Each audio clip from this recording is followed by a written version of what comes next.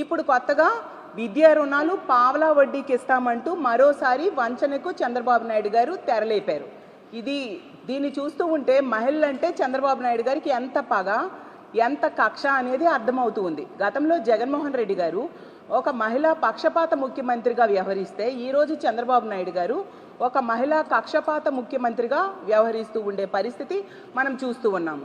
మళ్ళీ మాట్లాడితే డ్వాక్రా సంఘాలు నేనే తెచ్చాను అని చంద్రబాబు నాయుడు గారు ఒకవైపు చెప్తూ ఉంటారు.